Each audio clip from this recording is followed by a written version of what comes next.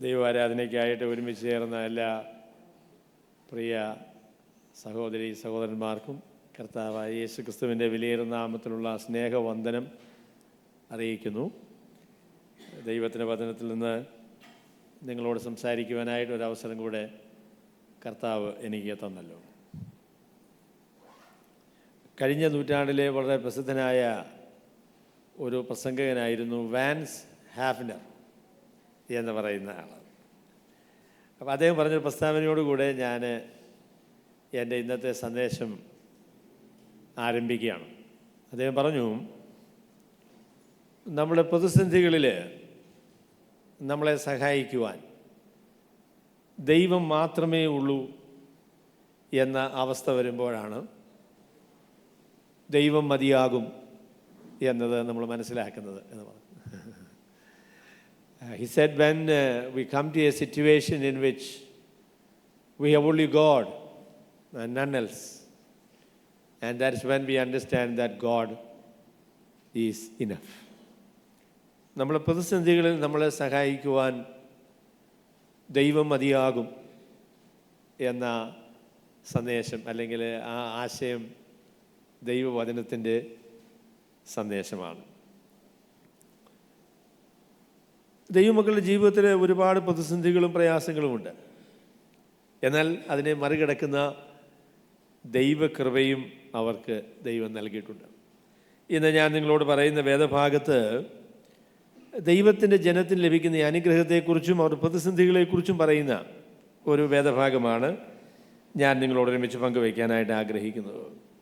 ക്രിസ്തീയ ജീവിതം അനുഗ്രഹത്തിൻ്റെയും പ്രതിബന്ധങ്ങളുടെയും ഒരു സമ്മിശ്രമായ അനുഭവമാണ്. പ്രശ്നം മാത്രമേ ഉള്ളൂ എന്നല്ല, പ്രതിബന്ധങ്ങൾ മാത്രമേ ഉള്ളൂ എന്നല്ല, അനുഗ്രഹങ്ങൾ മാത്രമേ ഉള്ളൂ എന്നുമല്ല കേട്ടോ.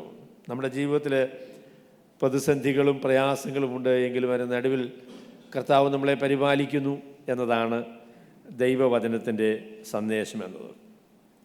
കുറച്ച് ദീർഘമായ വേദവാക്യങ്ങളാണ് ഞാൻ നിങ്ങളോട് ഒരുമിച്ച് പറയുവാൻ ആഗ്രഹിക്കുന്നത്. അതുകൊണ്ട് ഞാൻ എല്ലാം ഒരുമിച്ച് വായിക്കുന്നില്ല. ചില വാക്യങ്ങൾ ഞാൻ വായിച്ചതിന് ശേഷം എൻ്റെ പ്രസംഗം പുരോഗമിക്കുന്നതനുസരിച്ച് ബാക്കി ഭാഗവും ഞാൻ വായിച്ചോളാം. അപ്പോൾ അപ്പോസ്തല പ്രവൃത്തികൾ അതിൻ്റെ 5-ാമത്തെ അധ്യായത്തിന് 12 മുതൽ 32 വരെയുള്ള ദീർഘമായ വേദഭാഗമാണ് ഞാൻ ഇന്ന് നിങ്ങളോട് ഒരുമിച്ച് പങ്കുവയ്ക്കാമെന്ന് വിചാരിക്കുന്നത്. ഇത് 1-2 പ്രസംഗങ്ങളായിട്ട് പറയാൻ പറ്റും, 2-3 പ്രസംഗമാക്കാമായിരുന്നു. എന്നാൽ നമ്മൾ അപ്പോസ്തല പ്രവൃത്തികളിൽ നിന്ന് എങ്ങനെ വെളിയിൽ കിടക്കും എന്ന ഒരു ചോദ്യം ഉണ്ടാകും. അതുകൊണ്ടാണ് ഞാൻ ഇത്രയും ദീർഘമായ വേദഭാഗം ഒരു പ്രസംഗമായിട്ട് പറയാം എന്ന് വിചാരിക്കുന്നത്. അപ്പോൾ അതിൻ്റെ ആദ്യ ഭാഗത്ത് അതിൻ്റെ 12 മുതൽ 16 വരെയുള്ള വേദഭാഗങ്ങൾ ദൈവസഭയുടെ അനുഗ്രഹത്തെക്കുറിച്ച് പറയുന്ന വേദഭാഗങ്ങളാണ്. 12 മുതൽ 16 വരെ ദൈവസഭയുടെ അനുഗ്രഹത്തെക്കുറിച്ചാണ് പറയുന്നത്. പിന്നെ 17 മുതൽ 32 വരെ ദൈവസഭയുടെ പ്രതിസന്ധികളെക്കുറിച്ചാണ് പറയുന്നത്. അപ്പോൾ ദൈവസഭയുടെ അനുഗ്രഹം, ദൈവസഭയുടെ പ്രതിസന്ധി എന്ന് പറഞ്ഞപ്പോൾ ദൈവമക്കളുടെ അനുഗ്രഹം, ദൈവമക്കളുടെ പ്രതിസന്ധി എന്ന നിലയിൽ നമുക്കതിനെക്കുറിച്ച് പറയാനായിട്ട് സാധിക്കും. 12-ാമത്തെ വാക്യം ഞാൻ വായിക്കുന്നു. ഇങ്ങനെയാണ് പറയുന്നത്: അപ്പോസ്തലന്മാരുടെ കയ്യാൽ ജനത്തിൻ്റെ ഇടയിൽ പല അടയാളങ്ങളും അത്ഭുതങ്ങളും നടന്നു. അവരെല്ലാവരും ഏക മനസ്സോടെ ശലോമോൻ്റെ മണ്ഡപത്തിൽ കൂടി വരിക പതിവായിരുന്നു. മറ്റുള്ളവരെല്ലാവരും അവരോട് ചേരുവാൻ തുനിഞ്ഞില്ല. ജനമോ അവരെ പുകഴ്ത്തിപ്പോന്നു. മേൽക്കുമേൽ അനവധി പുരുഷന്മാരും സ്ത്രീകളും കർത്താവിൽ വിശ്വസിച്ച് ചേർന്നു വന്നു. രോഗികളെ പുറത്തു കൊണ്ടുവന്ന് പത്രോസ് കടന്നു പോകുമ്പോൾ അവൻ്റെ നിഴലെങ്കിലും അവരിൽ വല്ലവരുടെയും മേൽ വീഴേണ്ടതിന് വീഥികളിൽ വിരിപ്പിന്മേലും കിടക്കമേലും കിടത്തും. അതുകൂടാതെ യെരൂശലേമിന് ചുറ്റുമുള്ള പട്ടണങ്ങളിൽ നിന്നും പുരുഷാരം വന്നുകൂടി രോഗികളെയും അശുദ്ധാത്മാക്കൾ ബാധിച്ചവരെയും കൊണ്ടുവരികയും അവരെല്ലാവരും സൗഖ്യം പ്രാപിക്കുകയും ചെയ്യും. ദൈവസഭയുടെ അനുഗ്രഹം ഈ വാക്യങ്ങളിൽ നമുക്ക് കാണാൻ പറ്റും. ദൈവ മക്കളുടെ അനുഗ്രഹം. അതിലാദ്യമായിട്ട് ഞാൻ പറയാൻ ആഗ്രഹിക്കുന്നത് ദൈവമക്കളുടെ ഏറ്റവും വലിയ അനുഗ്രഹം, ദൈവസഭയുടെ ഏറ്റവും വലിയ അനുഗ്രഹം ദൈവത്തിൻ്റെ സാന്നിധ്യമാണ്. നമ്മളുടെ മധ്യത്തിൽ നമ്മളോട് കൂടെ ദൈവമുണ്ട് എന്നതാണ് നമ്മെ സംബന്ധിച്ചുള്ള ഏറ്റവും വലിയ അനുഗ്രഹം അതാണ്. ആദിമസഭയുടെ അനുഗ്രഹം എന്തായിരുന്നു? ആദിമസഭയുടെ അനുഗ്രഹം എന്ന് പറയുന്നത് അവരുടെ മധ്യത്തിൽ ദൈവമുണ്ടായിരുന്നു. ദൈവത്തിൻ്റെ പരിശുദ്ധാത്മാവിനാൽ നിറഞ്ഞ് ദൈവത്തിൻ്റെ നിയന്ത്രണത്തിലാണ് ആളുകളായിരുന്നത്.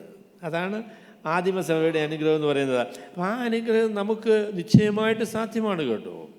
ഞാൻ ചോദിക്കട്ടെ, നമ്മുടെ മധ്യത്തിൽ ദൈവമുണ്ടോ?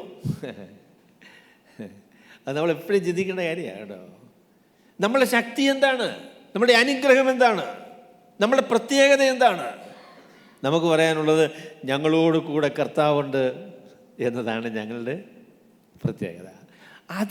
അതിൽ ആ പ്രത്യേകത പറയാൻ വയ്യാത്ത, അങ്ങനെ പറയാൻ സാധിക്കാത്ത കൂടിവരവുകൾ, അങ്ങനെയുള്ള ആളുകൾ ദൈവത്തിൻ്റെ വകയല്ല. അവർ ദൈവത്തിൻ്റെ ആൾക്കാരല്ല. നമ്മുടെ ഏറ്റവും വലിയ അനുഗ്രഹം എന്ന് പറയുന്നത് ദൈവത്തിൻ്റെ സാന്നിധ്യം നമ്മളോടുകൂടെ ഉണ്ട്, ദൈവത്തിൻ്റെ കരമുണ്ട്, ദൈവം നമ്മളെ സഹായിക്കും, ദൈവം നമ്മളെ നിയന്ത്രിക്കും എന്നതായിരിക്കുന്ന ഉറപ്പാണ്. അപ്പസ്തലന്മാരുടെ കയ്യാൽ ജനത്തിനിടയിൽ പല അടയാളങ്ങളും അത്ഭുതങ്ങളും നടന്നു. ദൈവമക്കളെ ഉപയോഗിച്ച് ദൈവത്തിൻ്റെ സാന്നിധ്യം അവരുടെ മധ്യത്തിലുണ്ട് എന്ന് ദൈവം വെളിപ്പെടുത്തി. അവർ പ്രാർത്ഥിച്ചാൽ ദൈവം കേൾക്കും, അവർ രോഗികളുടെ മേൽ കൈവച്ചാൽ അവർക്ക് സൗഖ്യം വരും. അവരെ ദൈവത്തിൻ്റെ സാന്നിധ്യവും ദൈവത്തിൻ്റെ കൃപയും ദൈവത്തിൻ്റെ കരവും അനുഭവിക്കുന്ന ആളുകളാണ്. എൻ്റെ പൊന്നു സഹോദരങ്ങളെ, നമ്മുടെ ജീവിതത്തിന് ധൈര്യം അത് തന്നെയാണ്. നമുക്ക് പറയാനുള്ളത്, ഞങ്ങളുടെ ജീവിതത്തിൻ്റെ ധൈര്യം എന്ന് പറയുന്നത് എൻ്റെ ദൈവം എന്നോട് കൂടെയുണ്ട്, അവൻ്റെ കരം എന്നെ നടത്തുന്നു, എൻ്റെ പ്രാർത്ഥനകൾ ദൈവം കേൾക്കും, എന്നെ സഹായിക്കുവാൻ എന്നോട് കൂടെ എൻ്റെ ദൈവമുണ്ട് എന്നതാണ് നമ്മുടെ ജീവിതത്തിൻ്റെ ഏറ്റവും വലിയ ധൈര്യത. നിങ്ങൾ അപ്പോസ്തല പ്രവൃത്തികൾ വായിച്ചു വരുമ്പോൾ നിങ്ങൾക്ക് രണ്ട് ഗ്രൂപ്പിലുള്ള ആൾക്കാരെ കാണാനായിട്ട് സാധിക്കും. ആദ്യത്തെ ഗ്രൂപ്പ് എന്ന് പറയുന്നത് ദൈവത്തിൻ്റെ പരിശുദ്ധാത്മാവിനാൽ ദൈവം സുവിശേഷം വിശ്വസിച്ച് കർത്താവിൻ്റെ വകയായി തീർന്ന ദൈവമക്കളാണ്. അതിനെ ദൈവത്തിൻ്റെ സഭയെന്നാണ് പറയുന്നത്. എന്നാൽ അന്ന് ആ സമൂഹത്തിന് ദൈവത്തെ പ്രതിനിധാനം ചെയ്യാനായിട്ട് മതത്തിൻ്റെ വക്താക്കളായിട്ട് ഒരു ഗ്രൂപ്പ് ആളുകളുണ്ട്. അവർക്കാണ് ദേവാലയം, അവർക്കാണ് അധികാരം, അവർക്കാണ് പ്രൗഢി, അങ്ങനെ എല്ലാം ഉള്ളതായിരിക്കുന്ന ക്രമീകരണങ്ങൾ മറുവശത്തുണ്ട്. ഒരു വശത്ത് ദൈവമക്കൾ, മറുവശത്ത് ദൈവത്തെ പ്രതിനിധാനം ചെയ്യുന്നു എന്ന് അവകാശപ്പെടുന്ന വലിയ അധികാര ക്രമീകരണങ്ങൾ. അങ്ങനെ രണ്ട് ഗ്രൂപ്പായിട്ടാണ്. ഒരു വിധത്തിൽ പറയുകയാണെങ്കിൽ ദൈവത്തിൻ്റെ വശത്ത് നിൽക്കുന്ന ആളുകളെ കണ്ട വലിയ ഗെറ്റപ്പ് ഒന്നും അവർക്കില്ല കേട്ടോ. അതിനെക്കുറിച്ച് ഒരു ദൈവദാസൻ പറഞ്ഞതുപോലെ, സുവിശേഷത്തിൻ്റെ പ്രശ്നം അതിൻ്റെ ആവരണം അല്ലെങ്കിൽ അതിൻ്റെ പുറംചട്ട ഒരുപാട് ആകർഷണീയമല്ല എന്നതാണ് എന്ന് പറഞ്ഞു. സുവിശേഷത്തിൻ്റെ പ്രത്യേകത എന്ന് പറയുന്നത് അതിൻ്റെ പുറംചട്ട, അതിൻ്റെ കവറിങ് ഒരുപാട് ആളുകളെ ആകർഷിക്കുന്നതിൽ ആകർഷണീയമല്ല, അത് ബലഹീനമാണ്. എന്നാൽ അതിൻ്റെ ഉള്ളടക്കം ഭയങ്കര അത്ഭുതമാണ് കേട്ടോ. അതിൻ്റെ ഉള്ളടക്കം അതീവം അത്ഭുതകരമായ കാര്യമാണ്. നിങ്ങൾ ഈ മനുഷ്യരെ നോക്കിയാൽ അവർ പറഞ്ഞത് അവർ സാധാരണക്കാരായ മനുഷ്യരാണ്, അവർ വിദ്യാഭ്യാസം കുറഞ്ഞ ആളുകളാണ്, അവർക്ക് പ്രത്യേകമായിരിക്കുന്ന അധികാരങ്ങളൊന്നുമില്ല, ദേ ആർ ഓർഡിനറി പീപ്പിൾ. എന്നാൽ മറുവശത്ത് നോക്കിക്കേ, മഹാപുരോഹിതനെ കണ്ടാൽ എന്തൊരു ഗെറ്റപ്പാണെന്നറിയാമോ? അദ്ദേഹത്തിന് കൂടെ നിൽക്കുന്ന ആളുകൾ, ദേവാലയം എത്ര മനോഹരമായിട്ടാണ് പണിതിരിക്കുന്നത്, ആ ക്രമീകരണങ്ങളെല്ലാം ഉണ്ട്. പക്ഷെ അവർക്കൊരു പ്രശ്നമുണ്ട് കേട്ടോ, ദൈവം അവരോടുകൂടെ ഇല്ല എന്ന പ്രശ്നം അവർക്കുണ്ട്. ഈ ബലഹീനരായ മനുഷ്യരുടെ ജീവിതത്തിൻ്റെ അനുഗ്രഹം എന്താണ്? ദൈവം അവരോട് കൂടെ ഉണ്ട് എന്നതാണ് അവരുടെ അനുഗ്രഹം എന്ന് പറയുന്നത്. ഇസ്രായേലിനെ മിസ്രയീമിൽ നിന്ന് പുറപ്പെടുവിച്ച് അവർ മരുഭൂമിയിൽ കൂടെ യാത്ര ചെയ്യുമ്പോൾ മത്സരികളാണ് കേട്ടോ, ഇവർ മത്സരികളാണ്, ദൈവത്തോട് മത്സരിക്കുന്ന ആൾക്കാരാണ്. അപ്പോൾ മോശയോട് ദൈവം പറഞ്ഞു, ഞാൻ നിങ്ങളുടെ മധ്യത്തിൽ സഞ്ചരിച്ചാൽ നിങ്ങൾക്ക് ഉപദ്രവമാണ്, ഞാൻ നിങ്ങളുടെ മധ്യത്തിൽ സഞ്ചരിച്ചാൽ നിങ്ങൾക്ക് ഉപദ്രവം, നിങ്ങൾ മത്സരികളായിരിക്കുന്ന ആളുകളാണ്, എൻ്റെ വിശുദ്ധിക്കും നീതിക്കും പറ്റിയ നിലയിലല്ല നിങ്ങൾ പെരുമാറുന്നു, അപ്പോൾ അതുകൊണ്ട് ഞാൻ നിങ്ങളെ വിട്ടുപോവുകയാണെന്ന്. അത് മോശയ്ക്ക് ഭയങ്കര സങ്കടമായി. മോശ പറഞ്ഞു, കർത്താവേ, നീ ഞങ്ങളോടുകൂടെ വരുന്നില്ലെങ്കിൽ ഞങ്ങളെ അയക്കരുത്, ഞങ്ങളുടെ ജീവിതത്തിന് ധൈര്യവും ഞങ്ങളുടെ പ്രത്യേകതയും ഞങ്ങളുടെ ദൈവം ഞങ്ങളുടെ മധ്യേ എന്നതാണ്. ദൈവത്തിൻ്റെ സാന്നിധ്യം, ദൈവം നമ്മോടുകൂടെ, അതല്ലേ ഇമ്മാനുവേൽ, അല്ലേ ഇമ്മാനുവേൽ. അതാണ് ദൈവമക്കളുടെ അനുഗ്രഹം, ദൈവത്തിൻ്റെ സാന്നിധ്യമാണ്. ദൈവത്തെ സങ്കേതവും ശരണവുമായി കണക്കാക്കി ദൈവത്തിൽ ആശ്രയിച്ച് ജീവിക്കുന്ന ദൈവമക്കൾ, അതാണ് ദൈവമക്കളുടെ പ്രത്യേകത. അതാണ് അവർ ദൈവത്തിൻ്റെ സാന്നിധ്യം അവരുടെ മധ്യത്തിലുണ്ടായിരുന്നു, ദൈവത്തിൻ്റെ കരം അവരോട് കൂടെ ഉണ്ടായിരുന്നു. They visually experienced God's presence in their midst. അവർക്ക് വ്യക്തിപരമായി ദൃശ്യമായ നിലയിൽ ദൈവത്തിൻ്റെ സാന്നിധ്യം അവരുടെ മധ്യത്തിൽ അനുഭവിക്കാനായിട്ട് സാധിച്ചു.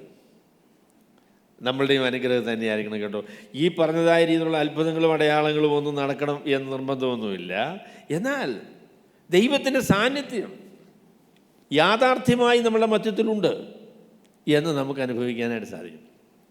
ഈ സഭയെ സംബന്ധിച്ച് ഞാൻ കേട്ട ഏറ്റവും നല്ല പ്രസ്താവന ഒരു സഹോദരി പറഞ്ഞതാണ്. അവർ യാക്കോബയാണോ കത്തോലിക്ക പശ്ചാത്തലത്തിൽ നിന്ന് വന്നയാളാണ്. അപ്പോൾ ഏറെ വർഷങ്ങൾക്ക് മുമ്പ് പറഞ്ഞ കേട്ടോ. അപ്പോൾ അവരോട് ചോദിച്ചപ്പോൾ പറഞ്ഞു, ഞങ്ങളെക്കുറിച്ച് എന്താ നിങ്ങളുടെ അഭിപ്രായം എന്ന് ചോദിച്ചപ്പോൾ പറഞ്ഞു, നിങ്ങളുടെ മധ്യത്തിൽ ദൈവം ഉണ്ടെന്ന് എനിക്ക് തോന്നുന്നു എന്ന് പറഞ്ഞു. നിങ്ങളുടെ മധ്യത്തിൽ ദൈവമുണ്ടെന്ന് എനിക്ക് തോന്നുന്നു. എത്ര അനുഗ്രഹീതമായൊരു പ്രസ്താവന അല്ലേ. നമ്മുടെ മധ്യത്തിൽ വരുന്ന ആളുകൾക്ക് അങ്ങനെ തോന്നുമോ? നിങ്ങളോടുകൂടെ ദൈവമുണ്ട് എന്ന് എനിക്ക് തോന്നുന്നു. ദൈവസന്നിധിയിൽ നമ്മളെ തന്നെ വിനയപ്പെടുത്തി ദൈവത്തിൻ്റെ പരിശുദ്ധാത്മാവിന് നമ്മളെ തന്നെ വിധേയപ്പെടുത്തിയാൽ കർത്താവ് നമ്മളോട് കൂടെയാണെന്നേ, അതിനകത്ത് യാതൊരു സംശയമില്ല.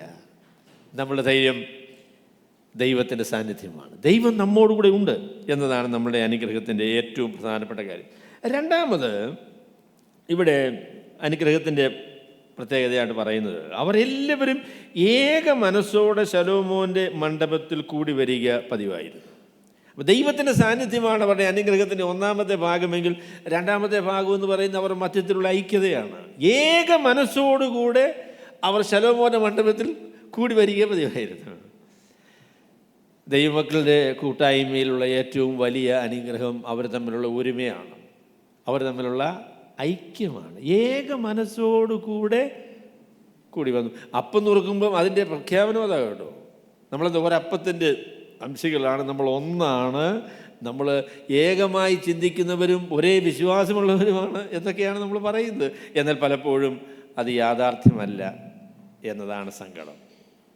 ഹൃദയങ്ങൾ തമ്മിൽ ഭിന്നിച്ച് അഭിപ്രായ വ്യത്യാസങ്ങൾ പരിഹരിക്കാതെ, സങ്കടങ്ങൾ പരിഹരിക്കാതെ, വ്യക്തിബന്ധങ്ങളെ ക്രമപ്പെടുത്താതെ ഒക്കെ ആരാധിക്കുന്ന സ്ഥിതിയുണ്ട്.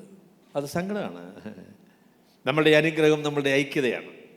അവർ ഒരു മനസ്സോടുകൂടെ, ഒരു സഭ അനുഗ്രഹിക്കപ്പെടുന്നത് അവർ ദൈവകൃപയിൽ ആശ്രയിച്ച് ഒരുമനപ്പെടുമ്പോഴാണ്. എൻ്റെ പൊന്നു സഹോദരങ്ങളെ, ഞാൻ പറയാം, നിങ്ങളുടെ ഹൃദയത്തിൽ ബുദ്ധിമുട്ടുകളും പ്രയാസങ്ങളും ഉണ്ടെങ്കിൽ നിങ്ങൾ പരിഹരിക്കണം, അത് ഏറ്റുപറയണം, അത് സംസാരിക്കണം. ആ ഭാരങ്ങൾ വെച്ചുകൊണ്ടിരിക്കരുത്. നമുക്ക് ഒരു ഹൃദയത്തോടുകൂടെ സ്നേഹത്തോടെ പോകാനായിട്ട് സാധിക്കണം. അതാണ് നമ്മളുടെ അനുഗ്രഹം. ഒരു കുടുംബത്തിൻ്റെ അനുഗ്രഹം എന്താ? എൻ്റെ പൊന്നെ, ഞാൻ പറയാം, കുടുംബത്തിൻ്റെ അനുഗ്രഹം എന്ന് പറയുന്നത് ഭാര്യയും ഭർത്താവും തമ്മിൽ ഒരുമയുണ്ട് എന്നതാണ്. അവർ ഒരുപോലെ ചിന്തിക്കുന്ന ആളുകളാണ്, ഒരുമിച്ച് തീരുമാനമെടുക്കുന്നവരാണ്, ഒരേ ലക്ഷ്യത്തിന് വേണ്ടി പ്രവർത്തിക്കുന്നവരാണ്. അതല്ലേ കുടുംബത്തിൻ്റെ അനുഗ്രഹം. അതാണ് ഒരു സഭയുടെ അനുഗ്രഹം കേട്ടോ. ഒരുമയോടുകൂടെ, തമ്മിൽ തല്ലും ബുദ്ധിമുട്ടും പ്രയാസങ്ങളും ഒന്നുമില്ല കേട്ടോ. അഭിപ്രായ വ്യത്യാസങ്ങളോ ഇല്ല. രണ്ട് പേര് കൂടിയാൽ അവിടെ വ്യത്യാസമുണ്ട്. എന്നാൽ വ്യത്യാസങ്ങളൊക്കെ സ്നേഹത്തിലും പരിഗണനയിലും ഒക്കെ നമുക്ക് പറയാൻ പറ്റും അല്ലേ? അങ്ങനെ പറയണ്ടേ? നമ്മളെല്ലാം ഒരുപോലെ ചിന്തിക്കുന്നവരാണെന്നല്ല ഇതിൻ്റെ അർത്ഥം. നാം വ്യത്യസ്തമായി ചിന്തിച്ചാൽ ആ വ്യത്യാസങ്ങൾ നമുക്ക് സ്നേഹപൂർവ്വമായി പങ്കുവയ്ക്കുവാനും മെച്ചപ്പെടുവാനും നമുക്ക് സാധിക്കുമെന്നാണ് അതിൻ്റെ അർത്ഥം. അവരെ ഒരു മനസ്സോടുകൂടെ ശലോമോൻ്റെ മണ്ഡപത്തിൽ കൂടി വരിക പതിവായിരുന്നു. മൂന്നാമത് അവരെക്കുറിച്ച് പറയാൻ കഴിയുന്ന കാര്യം, ജനമോ അവരെ പുകഴ്ത്തിപ്പോന്നു, മറ്റുള്ളവരിൽ ആരും അവരോട് ചേരുവാൻ തുനിഞ്ഞില്ല. ജനമോ അവരെ മറ്റാരും ചേർന്നില്ലെന്ന് പറയുന്നത് അനന്യാസിൻ്റെയും സഫീറയുടെയും അനുഭവം ഉണ്ടാകട്ടോ. അല്ലെങ്കിൽ കുന്നായ്മയുമായിട്ട് ഇവരുടെ നടുക്ക് വന്നാൽ ചത്തുപോകുമെന്നൊരു പേടി വന്നു. അപ്പോൾ അതുകൊണ്ട് ആൾക്കാർക്ക് വന്ന് കയറാനൊരു പേടി. എന്നാൽ സഭയെ സംബന്ധിച്ചുള്ള ബഹുമാനം ദേശത്തെല്ലാം ഉണ്ടായി. അവിടെ മൂന്നാമത് നമുക്ക് പറയാൻ കഴിയുന്ന കാര്യം നമ്മെ സംബന്ധിച്ച് സമൂഹത്തിലുള്ള അവരുടെ അഭിപ്രായത്തെക്കുറിച്ചാണ്. സമൂഹത്തിൽ ദൈവമക്കൾക്കുള്ളതായിരിക്കുന്ന സാക്ഷ്യത്തെക്കുറിച്ചാണ് മൂന്നാമത് പറയാനായിട്ടുള്ളത്. അവരെല്ലാവരും അവരെ പുകഴ്ത്തി പോന്നു എന്ന് പറഞ്ഞു.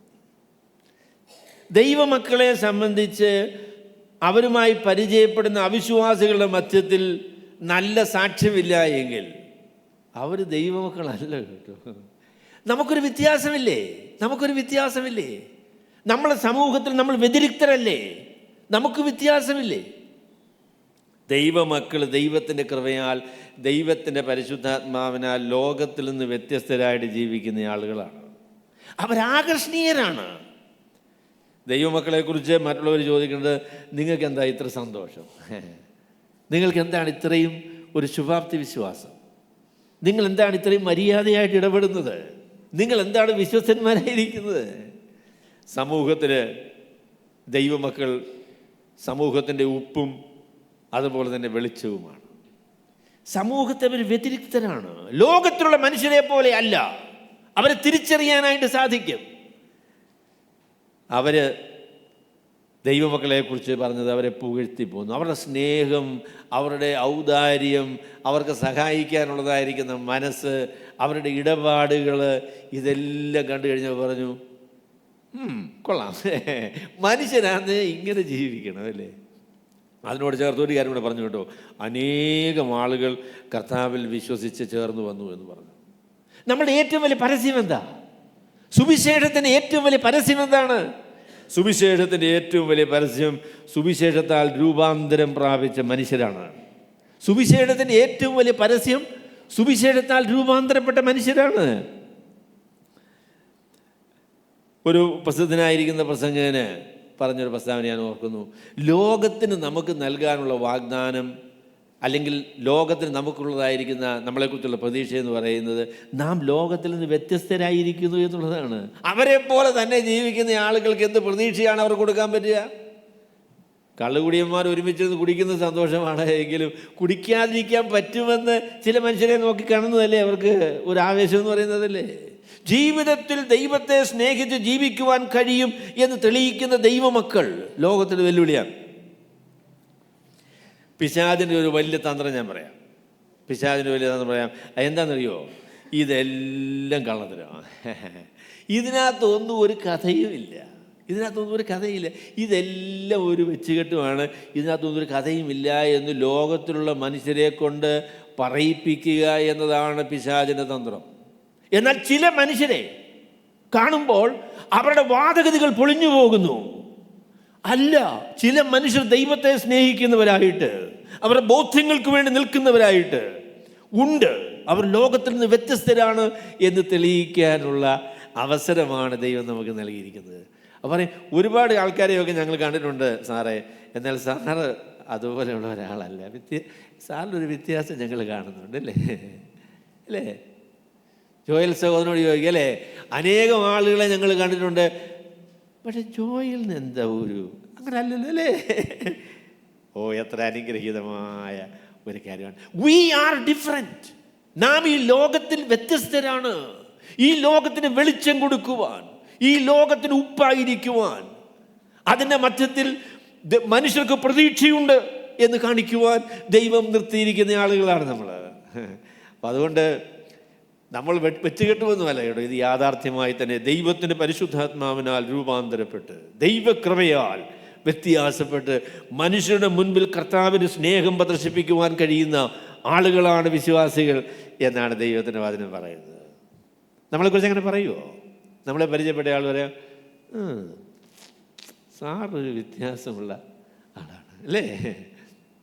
പലരും എനിക്കറിയാം, you are different, you have a special touch of God. ദൈവമെന്ന യാഥാർത്ഥ്യമാണ് എന്ന് ഉള്ളതിൻ്റെ ഒരു തെളിവാണ് നിങ്ങൾ എന്ന് നമ്മെക്കുറിച്ച് മനുഷ്യർക്ക് സാക്ഷ്യം പറയാൻ പറ്റിയാൽ നമ്മൾ ജയിച്ചു കേട്ടോ. നമ്മൾ വിജയിച്ചു. സകല മനുഷ്യരും അവരെ പുകഴ്ത്തി പോന്നു. അവരെ കണ്ട ആളുകളൊക്കെ അവിടെ വ്യത്യാസം ശ്രദ്ധിച്ചു കേട്ടോ. അവർ വ്യത്യസ്തരായ മനുഷ്യരാണ് എന്നവർക്ക് ബോധ്യമായി. അവരുടെ ലക്ഷ്യം വ്യത്യാസമാണ് എന്നവർക്ക് ബോധ്യമായി. ദൈവകൃപയിൽ ആശ്രയിച്ച് ആ വ്യതിരിക്തത വെളിപ്പെടുത്തുവാനായിട്ടാണ് ദൈവം നമ്മളെ ഈ ലോകത്തിലാക്കിയിരിക്കുന്നത്. നിങ്ങൾ എവിടെയായിരുന്നാലും, നിങ്ങളുടെ കമ്പനിയിൽ, നിങ്ങളുടെ ഹോസ്പിറ്റലിൽ, നിങ്ങളുടെ ബാങ്കിൽ ഒക്കെ ആളുകൾ നിങ്ങളെ ശ്രദ്ധിക്കുമ്പോൾ ദൈവത്തിൻ്റെ പരിശുദ്ധാത്മാവിൻ്റെ കൃപയാൽ നിങ്ങൾ വ്യത്യസ്തരായി നിൽക്കുന്നു എന്നതാണ് നിങ്ങളുടെ പ്രത്യേകത. ലോകത്തിലുള്ള മനുഷ്യരുടെ മുൻപിൽ ദൈവത്തിൻ്റെ മക്കൾക്ക് സാക്ഷ്യമില്ലെങ്കിൽ, അതിനെക്കുറിച്ച് കർത്താവ് പറഞ്ഞപ്പോൾ പറഞ്ഞു, ഉപ്പ് കാരമില്ലാതെ പോയാൽ അതിനെ പിന്നെ എന്തോന്നുകൊണ്ട് രസം വരുത്തും, നിലത്ത് കളഞ്ഞിട്ട് ചവിട്ടിക്കളയുക. എന്തൊരു സങ്കടം അല്ലേ? വിശ്വാസികളെ കുറിച്ച് പലരും പറയാ, എന്നാ പറയാനാടാ, ഒരു വ്യത്യാസമില്ല, വെറും ഉപ്പില്ലാത്ത കാരമില്ലാത്ത നിലത്ത് കിടന്ന് മണ്ണിന് വളമാകുവാൻ പോലും കൊള്ളാത്ത മനുഷ്യരാണ് എന്ന് നമ്മെക്കുറിച്ച് പറയുന്നുവെങ്കിൽ നമ്മൾ സത്യവിശ്വാസികളല്ല കേട്ടോ. അതാണ് അതിൻ്റെ കാരണം. സത്യവിശ്വാസികളല്ല. നമ്മളെല്ലാവരും പൂർണ്ണരാണ്, ഒരു തെറ്റും ചെയ്യാത്തവരാണെന്നൊന്നുമല്ല ഞാനീ പറഞ്ഞത്. എന്നാൽ ദൈവകൃപയിൽ ആശ്രയിച്ച് വിനയത്തോടുകൂടെ തെറ്റുകൾ വന്നാൽ സമ്മതിക്കുക, ആളുകളായിട്ട് ജീവിക്കാനായിട്ട് നമുക്ക് സംഗതിയാകണമെന്നതാണ് ഞാൻ നിങ്ങളോട് പറയാൻ ആഗ്രഹിക്കുന്നത്. അപ്പോൾ അതുകൊണ്ട് ചേർത്ത് പറഞ്ഞതെന്ന് ചോദിച്ചാൽ ധാരാളം ആളുകൾ അവരോട് ചേർന്ന് വന്നു. They were so attractive. അവർ വളരെ ആകർഷണീയരായ മനുഷ്യരാണ്. അവർക്ക് എന്താണുള്ളത് അത് ഞങ്ങൾക്കും വേണം എന്ന് ചിന്തിച്ച് മനുഷ്യരവരെ സമീപിക്കുവാൻ തുടങ്ങി. അവരുടെ അടുക്കിലേക്ക് വന്നു, സുവിശേഷം കേട്ടു, ആളുകൾ വിശ്വസിച്ചു. അതാണ് ദൈവസഭയുടെ പരസ്യമെന്ന് പറയുന്നത്. We are different. They want to know what makes that difference. ഇതെന്താണ് ഇതിന് കാരണം എന്നവരന്വേഷിച്ച് അവർ ദൈവമക്കളെ കണ്ട് ആവേശം കൊണ്ട് സുവിശേഷം വിശ്വസിക്കാനായിട്ട് മനസ്സ് വെച്ചു എന്നാണ് പറയുന്നത്. അപ്പോൾ അതിനെക്കുറിച്ച് ഒരു കാര്യം കൂടെ ഞാൻ പറയാം. അപ്പം ഈ ആളുകളെ അവർ രോഗികളെ പുറത്തു കൊണ്ടുവന്ന് പത്രോസ് കടന്നു പോകുമ്പോൾ അവന് നിഴലെങ്കിലും അവരിൽ വല്ലവരുടെയും മേൽ വീഴേണ്ടതിന് വീഥികളിൽ വിരിപ്പിന്മേലും കിടക്കുമേലും കിടത്തും. അവർ ആൾക്കാർ ഈ അവിശ്വാസികളാണ് ഇതൊക്കെ ചെയ്തു കേട്ടോ. വിശ്വാസികൾ അങ്ങനെ നിഴലിൽ വീഴാനൊന്നും അങ്ങനെ നിൽക്കുകയൊന്നുമില്ല. അവിശ്വാസികളുണ്ടായി ഇവരുടെ മധ്യത്തിൽ എന്താണ്ടൊക്കെ നടക്കണമുണ്ടല്ലോ, എന്തൊക്കെയോ സംഭവിക്കുന്നുണ്ട്. അതുകൊണ്ടൊരു കാര്യം ചെയ്യാം, നമുക്ക് രോഗികളെ കൊണ്ടുവന്നാൽ ഇവർ പ്രാർത്ഥിച്ചാൽ സൗഖ്യം വരും. അപ്പം അതുകൊണ്ട് പത്രോസ് പോകുമ്പോൾ അദ്ദേഹത്തെ നിഴലെങ്കിലും ഒന്ന് വീഴും. അതിനുവേണ്ടി രോഗികളെ കൊണ്ടുവന്ന് വെളിയിൽ കിടത്തിയിരിക്കുകയാണ്. പത്രോസ് പോകുമ്പോൾ സൂര്യൻ ഇങ്ങനെ അടിക്കുന്നു, പത്രോസിൻ്റെ നിഴലങ്ങോട്ട് വീഴുന്നു, ആൾ ചാടി എഴുന്നേക്കും. എന്തൊരു ഭയങ്കര അത്ഭുതമാണ് നോക്കി. അപ്പം ഞാൻ ഒരു കാര്യം കൂടെ എന്നോട് ചേർത്ത് പറയാൻ കേട്ടോ. ഈ പത്രോസ് ഞാൻ അങ്ങോട്ട് പോകുന്നു, എന്നെ നിഴല് വീഴുന്നു, അപ്പോൾ എന്ത് ചെയ്യുന്നു? ആള് ചിരിക്കുന്നു, അല്ലെങ്കിൽ എന്തെങ്കിലും സംഭവിക്കുന്നു. എൻ്റെ പൊന്നെ, പിന്നെ ബാബു ജോർജ് സഹോദരൻ സാധാരണ മനുഷ്യനായിരുന്നു. ബാബു ജോർജ് സഹോദരന് നിഴല് വീണാൽ മതി, ആളുകൾ രോഗികൾക്ക്. എൻ്റെ കർത്താവേ, ബാബു ജോർജ് സഹോദരൻ നിലത്തെങ്ങാനും നിൽക്കുമോ? എൻ്റെ പൊന്നു സഹോദരങ്ങളെ, ഞാൻ പറയാം, ഇതൊക്കെ സംഭവിച്ചിട്ടും പത്രോസ് എന്ന് പറയുന്ന മനുഷ്യൻ സാധാരണ മനുഷ്യനായിട്ട് തുടരുകയാണ്.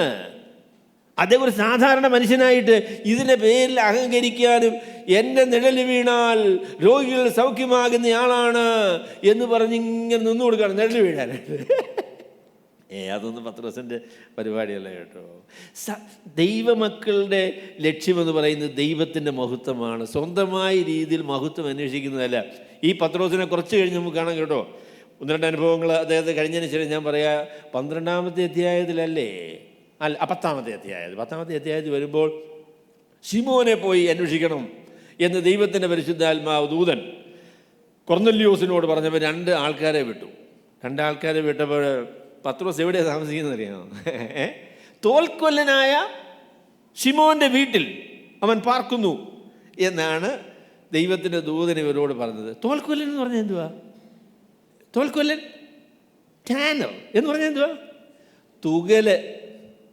മൃഗങ്ങളെ കൊന്നതിന് ശേഷം അതിൻ്റെ തുകല് കൊണ്ടുപോയി അത് ഉണക്കി അത് വിൽക്കുന്നയാളാണ് ഈ തോൽക്കൊല്ലൻ എന്ന് പറയുന്നത്. മൃഗങ്ങളുടെ തോലുണക്കുന്നത് എങ്ങനെ ഇരിക്കും? നല്ല സുഗന്ധമല്ലേ? എൻ്റെ പൊന്നെ, എന്തോ നാറ്റമാണെന്നറിയാമോ? കർത്താവെ, ആ ദേശത്ത് മനുഷ്യടക്കുകയില്ല. പത്രോസ് എവിടെയാ താമസിക്കുന്നത്?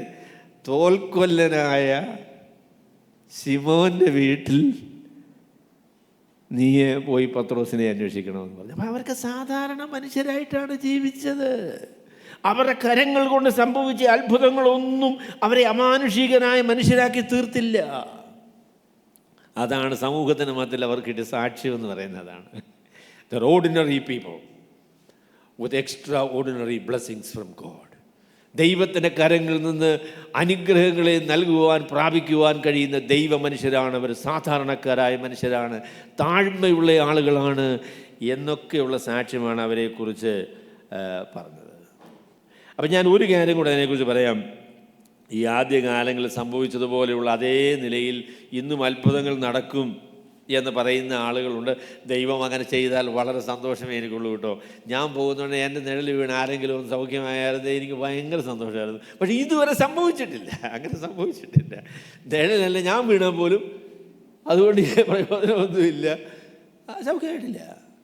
അപ്പം അതിനെക്കുറിച്ച് എനിക്ക് പരാതിയുമില്ല കേട്ടോ, പരാതി.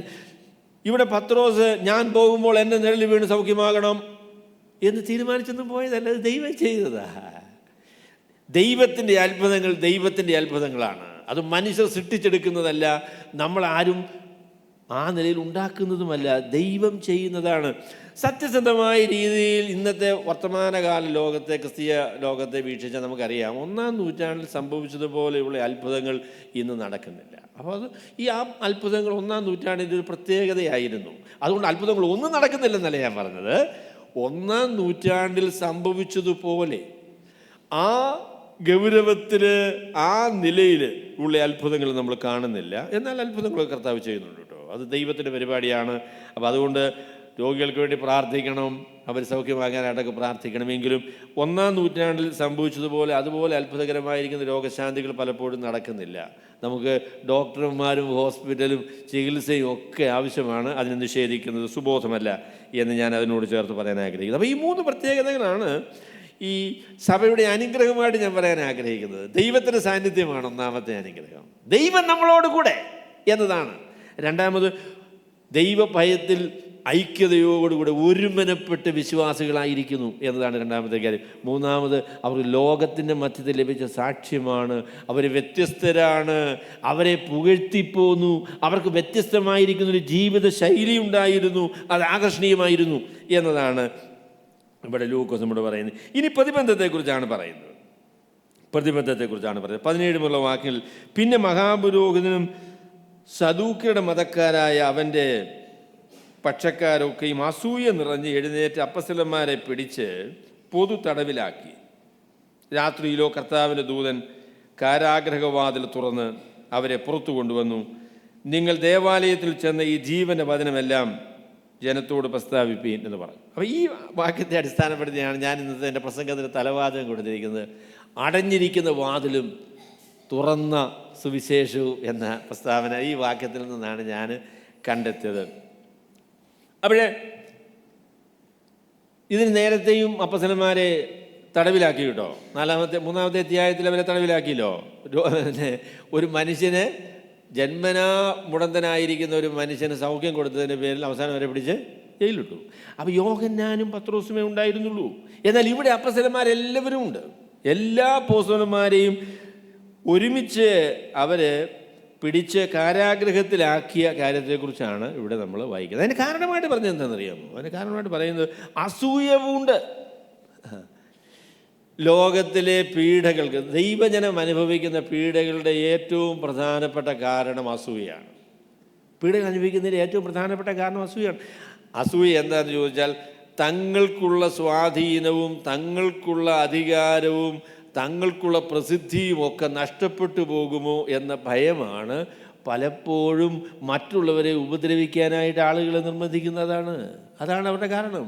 ഇവിടെ അസൂയവുമുണ്ട്. ഇവർ നോക്കിയപ്പോഴേ ആദ്യത്തെ ദിവസം തന്നെ 3000, പിന്നെ 5000. ഒരു പക്ഷേ ഈ സ്റ്റേജൊക്കെ വന്നപ്പോഴത്തേക്ക് ഒരു 10-15,000 ആളുകൾ ദൈവസഭയുടെ ഭാഗമായി തീർന്നു. അന്നത്തെ യെറുശലേമിൻ്റെ പോപ്പുലേഷൻ എന്ന് പറയുന്നത് ഏതാണ്ട് 1,00,000 പേരാണ്. 1,00,000 പേരാ. അപ്പം അതിൽ ഒരു 10, 15, 20% ആളുകൾ വിശ്വാസികളായി തീർന്നു.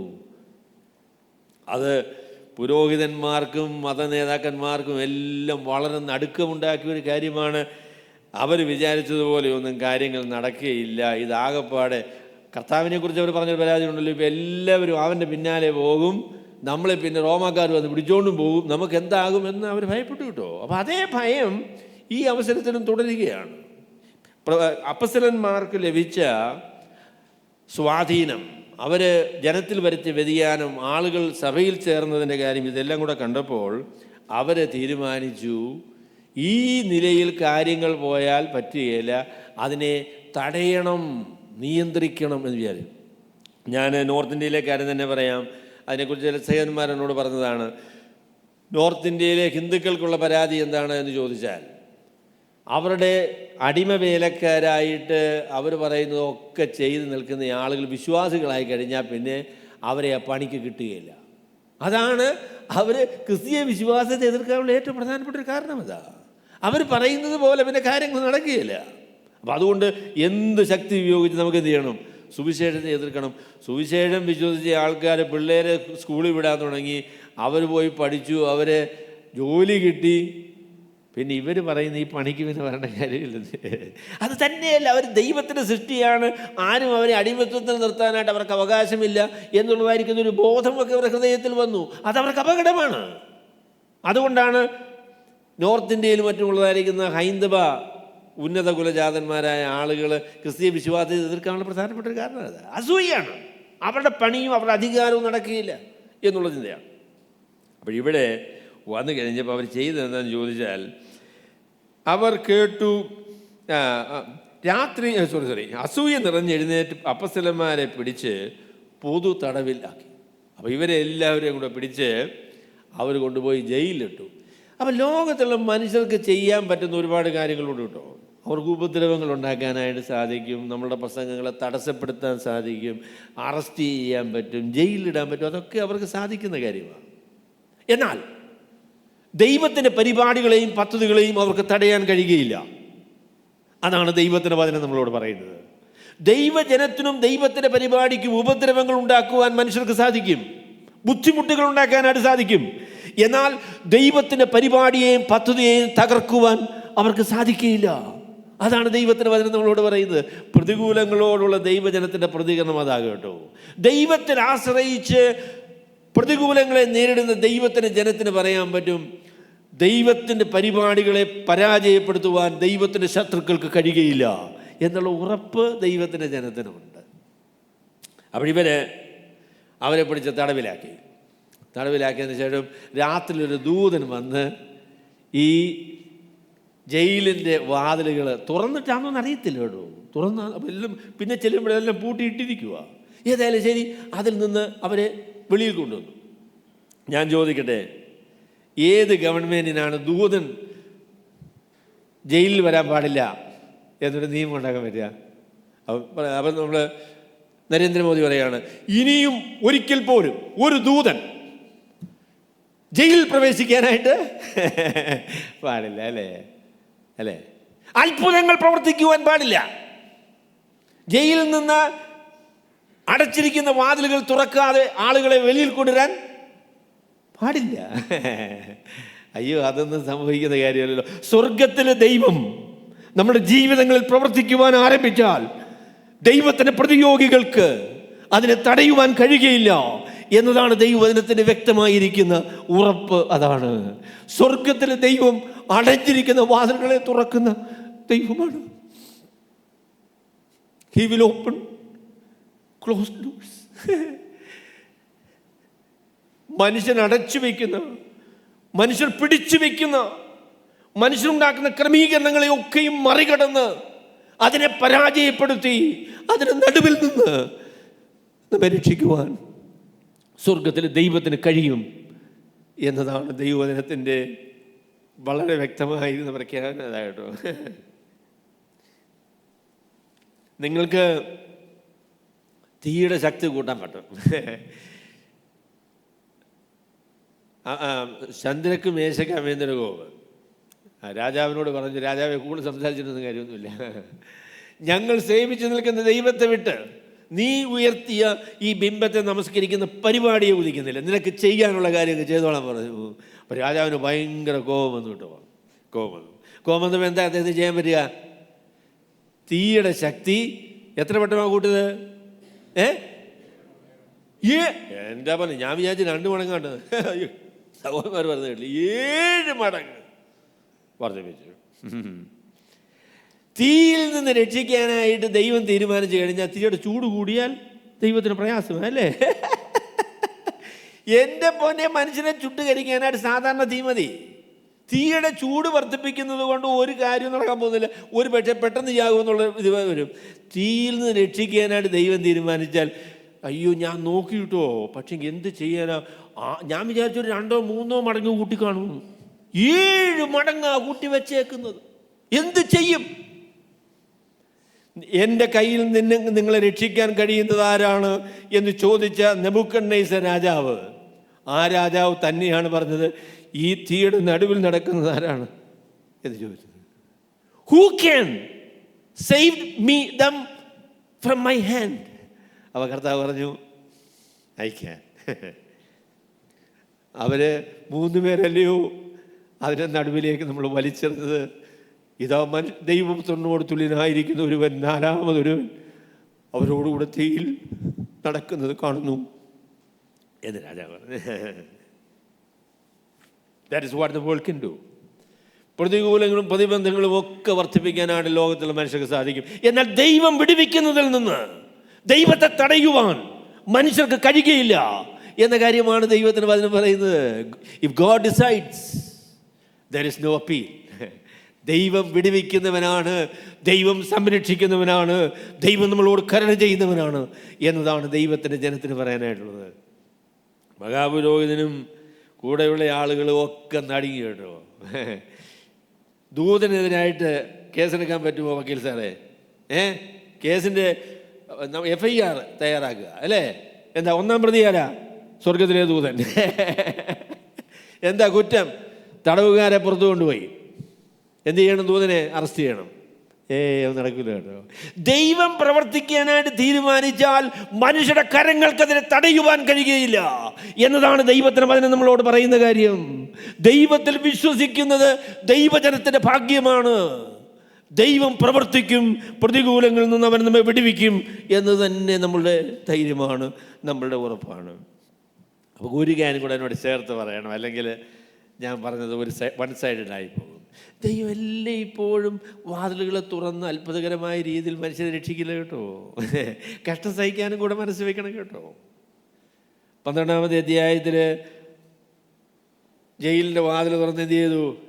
പത്രോസിനെ പുറത്തു കൊണ്ടുവന്നു. പക്ഷേ ഇതിൻ്റെ ആരംഭത്തിൽ എന്താ പറയുന്നത്? യോഹന്നാൻ്റെ സഹോദരനായ യാക്കോബിനെ അവർ വാളുകൊണ്ട് കൊന്നു. അപ്പസ്തലനായ പൗലോസ് വർഷങ്ങളോളം ജയിലിൽ കിടന്നു കേട്ടോ. വാതിലൊന്നും കർത്താവ് തുറന്നു കൊടുത്തില്ല. എന്നാൽ സ്വർഗത്തിലെ ദൈവത്തിൻ്റെ ഹിതപ്രകാരം ദൈവത്തെ സേവിക്കുവാൻ മനസ്സ് വയ്ക്കുന്ന മനുഷ്യർക്ക് അവൻ്റെ പ്രതിയോഗികൾ വിജയിക്കുകയില്ല എന്ന് തെളിയിച്ചുകൊണ്ട് ദൈവത്തിൻ്റെ സംരക്ഷണം അവർക്കുണ്ട് എന്നാണ് ദൈവത്തിന് വചനം പറയുന്നത്. പൗലോസ് തടവിൽ കിടന്നപ്പോൾ ദൂതം വന്ന് വിടുവിക്കാൻ നന്നായി കേട്ടോ. അതുകൊണ്ടാണ് നമുക്ക് 13 ലേഖനങ്ങൾ കിട്ടിയത്. അതുകൊണ്ടാണ് കിട്ടിയത്. ദൈവത്തിൻ്റെ പരിപാടിയാണത്. ഞാൻ ഇന്നലെ സഹോദരന്മാരോട് പറയുകയായിരുന്നു, ദൈവത്തിൽ ആശ്രയിക്കുക എന്ന് പറയുന്നതിനകത്തൊരു അപകടമുണ്ട് കേട്ടോ. മാനസികമായ നിലയിൽ ഞാനങ്ങ് പറയുക, ദൈവത്തിൽ ആശ്രയിക്കുക എന്ന് പറയുന്നൊരു അപകടമുണ്ട്. എന്താണെന്നറിയാമോ? നമ്മൾ പറയുന്നത് പോലെ ദൈവം ചെയ്യത്തില്ല. അതാണ് അതിൻ്റെ അപകടം. നമ്മുടെ നിയന്ത്രണത്തിലല്ല കാര്യങ്ങൾ. അതാണ് അതിൻ്റെ അപകടം. നമ്മുടെ യോന പ്രവാചകൻ പറഞ്ഞു കേട്ടോ. യോനായോട് ചോദിച്ചു, നീ എന്താ ഇങ്ങനെയൊക്കെ ചെയ്ത്? അവസാനം ദൈവത്തോട് കോപിച്ച് പറയുക, കർത്താവേ, ഞാൻ എന്താ നിനവേ പോകാതെ തർസീസിന് പോയെന്നുള്ളത് നിനക്കറിയാമോ? അറിയോ? കർത്താവിനറിയാം. ഇതിൽ കർത്താവിനോട് ചോദിക്കുക, എന്താ പോയെന്നറിയാമോ? ഞാൻ പോയതിൻ്റെ കാര്യം ഞാൻ പറയാം. ഞാൻ പോയി നിനവേക്കാരോട് നിങ്ങളെ ദൈവം കൊല്ലുമെന്നൊക്കെ പറയും. നീ മഹാകരുണയും ദൈവമുള്ളവനാ. അവസാനം മാനസാന്തരപ്പെട്ട് കഴിയുമ്പം അവരെ കൊല്ലത്തുമില്ല. നമ്മുടെ കാര്യമാകപ്പാട് കുഴപ്പത്തിലുമാകും. ദൈവത്തിൽ ആശ്രയിക്കുന്ന മനുഷ്യർക്കൊരു അപകടമുണ്ട് കേട്ടോ. അതെന്താണെന്ന് ചോദിച്ചാൽ, അവർ ദൈവഹിതപ്രകാരം ജീവിക്കുവാൻ മനസ്സ് വെക്കേണ്ടി വരും. ദൈവം പറയുന്നത് കേൾക്കുവാൻ മനസ്സ് വെക്കേണ്ടി വരും. ദൈവഹിത പ്രകാരം കാര്യങ്ങൾ ചെയ്യാനായിട്ട് മനസ്സ് ദൈവത്തിൽ ആശ്രയിക്കേണ്ടതായിട്ട് വരും. അപ്പം അതുകൊണ്ട് എൻ്റെ പൊന്നു സഹോദരങ്ങളെ ഞാൻ പറയാം, പ്രതിസന്ധികളെയും പ്രതിബന്ധങ്ങളെയും അത്ഭുതകരമായി മറികടക്കുന്ന സ്വർഗത്തിലെ ദൈവം ചില അവസരങ്ങളിൽ പ്രതിബന്ധങ്ങളും പ്രതികൂലങ്ങളും നമ്മുടെ ജീവിതത്തിൽ തുടരുവാൻ അനുവദിക്കുന്നു. അതെന്തിനാണെന്ന് ചോദിച്ചാൽ, ദൈവത്തിൻ്റെ നിത്യമായ പരിപാടി അനുസരിച്ച് നമ്മളെ വ്യതിയാനപ്പെടുത്തുന്നതിനും മറ്റുള്ളവരെ വ്യതിയാനപ്പെടുത്തുന്നതിനും മറ്റുള്ളവർക്ക് അനുഗ്രഹം വരുന്നതിനും വേണ്ടിയുള്ള ദൈവത്തിൻ്റെ ഒരു തീരുമാനമാണത്. നമ്മളതിന് വിധേയപ്പെടേണ്ടതായിട്ടിരിക്കുന്നു. അപ്പോൾ ഞാൻ പറയും, നമ്മുടെയൊക്കെ പ്രശ്നം ദൈവം എന്തെങ്കിലും ചെയ്യുമെന്ന് പ്രതീക്ഷിക്കില്ല. അതാണ് നമ്മളുടെ പ്രശ്നം. ദൈവത്തിൽ വിശ്വസിക്കാൻ നമുക്ക് പ്രയാസം, ഇല്ലയോ? ദൈവം എന്തെങ്കിലും ചെയ്യുമെന്ന് അങ്ങോട്ട് വിശ്വസിക്കാൻ പ്രയാസമാണ്. പെന്തിക്കോസുകാരുടെ പ്രശ്നം ഞാൻ പറയാം. അതെന്താണെന്നറിയോ? ദൈവം എല്ലായ്പ്പോഴും വന്ന് വാതിൽ തുറന്നു കൊടുക്കും എന്ന് വിചാരിച്ച് അവരിയ്ക്കുക. അപ്പം ഈ ഒരു മധ്യത്തിൽ വേണം നമ്മൾ നിൽക്കാൻ. ദൈവം പ്രവർത്തിക്കും, അത്ഭുതങ്ങളെ ചെയ്യും എന്ന് നാം വിശ്വസിക്കണം. എന്നാൽ അതേ സമയത്ത് തന്നെ ഈ പ്രത്യേക സന്ദർഭത്തിൽ ദൈവം അത്ഭുതങ്ങൾ ചെയ്തില്ല, സാധാരണഗതിയിലാണെങ്കിലും ഞാൻ ദൈവത്തിൽ ആശ്രയിച്ച് ദൈവഹിത പ്രകാരം ജീവിക്കും എന്ന് നമ്മൾ തീരുമാനിക്കണം. ഇത് രണ്ടും നമ്മുടെ ജീവിതത്തിൽ ആവശ്യമാണ്. അവിടെ അവർ ഏതായാലും ഈ നിലയിൽ അവരെ ദൈവത്തിന് ദൂതം വന്ന് ഇതിൻ്റെ വാതിലൊക്കെ തുറന്ന് അവരെ പുറത്താക്കിയെന്നല്ല, അവരെ വെളിയിൽ കൊണ്ടുവന്നു. എന്നിട്ട് ദൈവത്തിന് ദൂതൻ അവരോട് പറഞ്ഞു, നിങ്ങൾ പോയി ഈ ജീവൻ്റെ വചനം എല്ലാ ആൾക്കാരോടും പറയണം എന്നാണ് ദൂതൻ്റെ കൽപ്പന. അപ്പം ഇവർക്ക് മഹാപുരോഹിതനും കൂട്ടരും കൊടുത്തിരിക്കുന്ന കൽപ്പന എന്താണെന്നറിയാമോ? നിങ്ങൾ ആരോടും സംസാരിക്കരുത് എന്ന കൽപ്പനയാണ്. എന്നാൽ ദൈവത്തിൻ്റെ ദൂതൻ ഇവരോട് പറഞ്ഞു, നേരത്തെ തന്നെ പരിശുദ്ധാത്മാവിനാൽ ദൈവം പറഞ്ഞ കാര്യമാണ്, നിങ്ങൾ പോയി ഈ കാര്യം എല്ലാ ആൾക്കാരോടും പറയണം എന്ന് പറഞ്ഞ്. ദൈവം നമുക്ക് വാതിലുകളെ തുറന്നു തരുമ്പോൾ അതിനെ തടയാനായിട്ട് മനുഷ്യർക്ക് സാധിക്കുകയില്ല എന്നത് ഒരു പ്രാവശ്യം കൂടെ ഞാൻ അടിവരയിട്ട് പറയുകയാണ്. പറയരുത് എന്ന് പറഞ്ഞ ആ പ്രത്യേക സന്ദർഭത്തിൽ തന്നെ പറയുവാനുള്ള സ്വാതന്ത്ര്യം, അതിനുള്ളതായിരിക്കുന്ന ധൈര്യം, അവസരം സ്വർഗത്തിലെ ദൈവത്തിന് മക്കൾക്ക് ഒരുക്കി കൊടുത്തു. അതാണ് ദൈവത്തിൻ്റെ പ്രവർത്തനം എന്ന് പറയുന്നത്. അപ്പം നമ്മൾ ദൈവത്തിൽ ആശ്രയിക്കുന്ന ആൾക്കാരാണ് കേട്ടോ. മനുഷ്യരുടെ ഭീഷണിയും അവരുടെ പരിപാടികളും ഒന്നുമല്ല നമ്മുടെ ശ്രദ്ധ. അതിനെ അവഗണിക്കണമെന്നല്ല. നാം ദൈവത്തിൽ ആശ്രയിക്കുന്നവരും ദൈവം പറയുന്നത് കേൾക്കാൻ മനസ്സ് വെച്ചവരുമായിരിക്കുന്ന ആളുകളാണ്. ദൈവം പറയുന്നത് ഞങ്ങൾ കേൾക്കും, ദൈവം തരുന്ന അവസരങ്ങൾ ഉപയോഗിക്കും, ദൈവഹിതപ്രകാരം ജീവിക്കും എന്ന തീരുമാനം തന്നെയാണ് ദൈവജനത്തിൻ്റെ തീരുമാനമായിരിക്കണം. അപ്പം അതുകൊണ്ട് മനുഷ്യർക്ക് ദൈവത്തിൻ്റെ പരിപാടികളെ പരാജയപ്പെടുത്താൻ കഴിയുകയില്ല. കാരണം മനുഷ്യരുടെ രീതികളിലും അവരുടേതായിരിക്കുന്ന തലങ്ങളിലും ഒന്നുമല്ല ദൈവം പ്രവർത്തിക്കുന്നത്. ദൈവം അത്ഭുതങ്ങളെ പ്രവർത്തിക്കുന്ന, ദൈവത്തിൻ്റെ പരിശുദ്ധാത്മാവിനാൽ ദൈവത്തിൻ്റെ രീതിയിൽ പ്രവർത്തിക്കുന്ന ദൈവമാണ് നമ്മളുടെ ദൈവം. അതുകൊണ്ട് ദൈവത്തിൽ നമുക്ക് ആശ്രയിക്കാനായിട്ട് സാധിക്കും. രണ്ടാമത് ഞാൻ ഈ പ്രതികൂലങ്ങളെക്കുറിച്ച് പറയുമ്പോൾ രണ്ടാമത് പറയാൻ ആഗ്രഹിക്കുന്ന കാര്യം, പ്രതികൂലങ്ങളും പ്രയാസങ്ങളും വരുമ്പോൾ നമ്മളുടെ സമർപ്പണവും അതുപോലെ സുവിശേഷത്തോടുള്ളതായിരിക്കുന്ന വിധേയത്വവും അല്ലെങ്കിൽ സുവിശേഷത്തിൻ്റെ വ്യക്തതയും നമ്മൾ ഉപേക്ഷിക്കരുത് എന്നതാണ് ഞാൻ ഇതിനെക്കുറിച്ച് പറയാൻ ആഗ്രഹിക്കുന്ന വളരെ പ്രധാനപ്പെട്ട ഒരു കാര്യം. അപ്പോൾ ഇവർ അവസാനം ആകെപ്പാടെ കുഴപ്പത്തിലായി കേട്ടോ. ഇവരെല്ലാം കൊണ്ട് ഒരുമിച്ച് കൂടി. ഈ ഒരുമിച്ച് കൂടി എന്ന് പറയുന്ന ഒരു ചെറിയ പരിപാടിയല്ല കേട്ടോ. ഇത് സംഘദ്രീം സംഘമാണ്. ഈ സംഘം തന്നെയാണ് കർത്താവായ യേശുക്രിസ്തുവിനെ വിസ്തരിച്ചത്. അതിനുശേഷമാണ് യേശുക്രിസ്തുവിനെ കൊലയ്ക്ക് കൊടുക്കാനായിട്ട് തീരുമാനിച്ചത്. അപ്പം ഈ അപ്പസ്തലന്മാരെ വിളിച്ചു എന്ന് പറഞ്ഞപ്പോൾ ഞങ്ങളൊന്ന് പോയി കണ്ടേച്ച് വരാം എന്ന് വിചാരിച്ചല്ലോ കേട്ടോ. ഇത് ചാകാൻ സാധ്യതയുള്ള ഒരു ബുദ്ധിമുട്ടുള്ളതായിരിക്കുന്ന ഒരു സാഹചര്യമാണ്. ഇവർ ചില മാസങ്ങൾക്ക് മുന്നമേ കർത്താവിനെ കൊന്നതും ആ കർത്താവിനെ വിചാരണ ചെയ്തതുമൊക്കെ ദൂരത്ത് നിന്ന് കണ്ട ആൾക്കാരാണ് കേട്ടോ. അപ്പോൾ ഇത് കളിയല്ല എന്നുള്ള കാര്യം അവർക്കറിയാം. It's A very serious situation.